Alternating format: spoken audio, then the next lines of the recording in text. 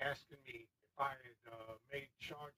The message, which appeared to be from Wells Fargo, asked if Harmon charged $2,800 at a Best Buy in San Francisco. When I replied no, a couple minutes later, I got a call from Wells Fargo. The person on the call read him a list of his recent banking transactions, including his mortgage payment. They called off 3 or 4 transactions. Boom, boom, boom. And they were legitimate transactions that I had done. They then warned that several outgoing wire transfers were scheduled to be sent from his bank account to people he didn't know.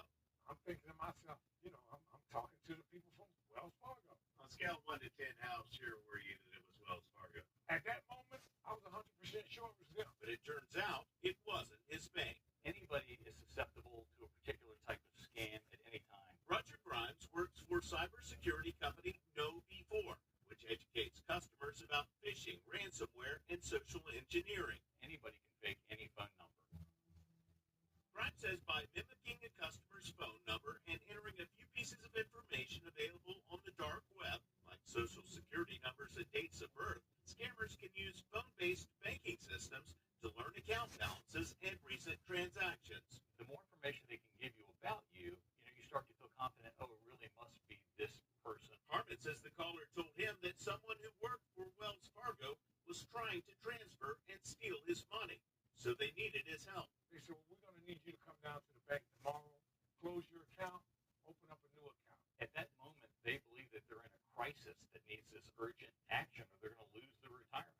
Harmon told the caller he would go to a South Tampa Wells Fargo branch the next morning. The scammer called as he arrived at the bank, telling him to withdraw $15,000 in cash, informed the teller he needed it for a renovation, and bring the money to the parking lot. Then they said, we need you to keep your phone on while you're going into the bank so we can hear everything that's said. That was the biggest red flag.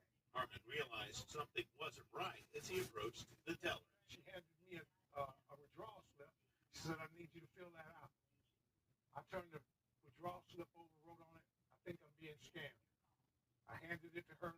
She got the manager who told Harmon to hang up. Harmon said the manager told him about another customer who lost $10,000 days earlier in a similar scam. These cashback scams where people go to the bank, get the cash, hand it, or mail it to somebody, I've never heard of any of that being retrieved. It's gone forever. Grimes says he was recently questioned at his own bank when he made a large withdrawal.